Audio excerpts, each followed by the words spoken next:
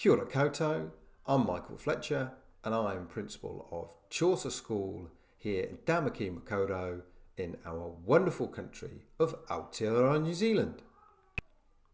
Here are 3 tips for PA, 3 tips for Principals and Auditors.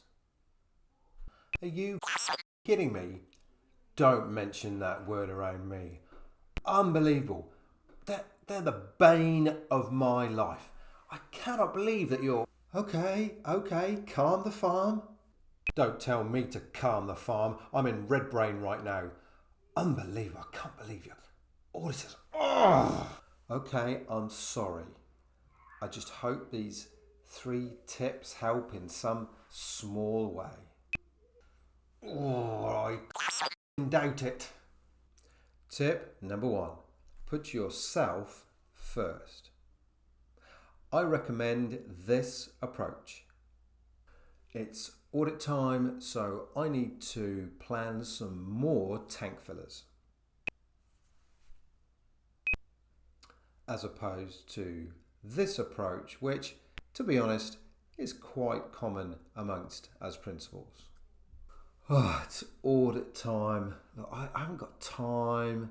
I haven't got the energy to fill my own tank. I'll just push through and then I'll worry about that after May 31st. Tip number 2, control. Control what you can control. Be clear about what sits within your sphere of influence and what doesn't. So get your docs completed, complete the audit survey, answer the auditor's questions once, and something that I learned a few years ago that really helps both parties is agree a timeline for the audit with the auditors in advance. So include when the audit process will start and also include a date after which you won't be answering any more questions and you won't be providing any more information. Don't rely on the statutory deadline. Agree that with the auditors in advance so everyone knows what the playing field looks like. Tip number 3, perspective.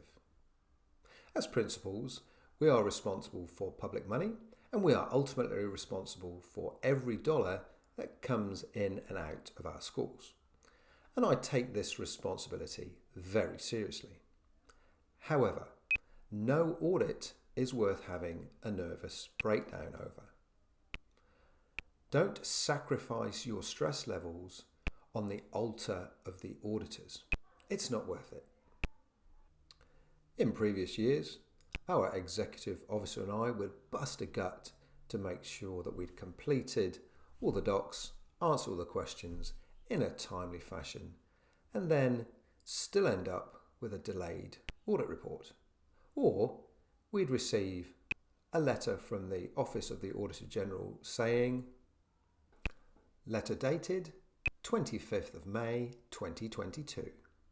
We are writing to you about a possible delay in completing your audit this year. COVID-19 continues to significantly affect many organisations in New Zealand, including ours, and the audit service providers that carry out audits for us. There is a shortage of auditors across New Zealand and Australia. Normally, the audit profession relies on bringing in auditors from overseas to manage the workload at peak times. Despite our auditors working extended hours for the past month under equally challenging circumstances, we will be unable to complete all the school audits by the 31st of May deadline, including for schools that provided financial statements to us on time. Now, if you do want to push back, one option is to request that the following statement or something similar is included in the final documentation. Chaucer School submitted all documentation on time. Responsibility for any delay in submission of the final audit report does not lie with Chaucer School. Full disclosure, we've been both successful and unsuccessful in getting that statement included in the final documentation. If you're interested in some one-to-one coaching around dealing with auditors, or some coaching related to putting yourself first, get in touch. We work with principals and leaders, empowering them to own their well-being.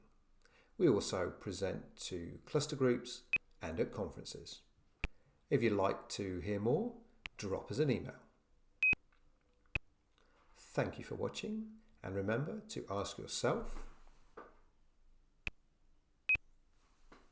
Ka kite anō.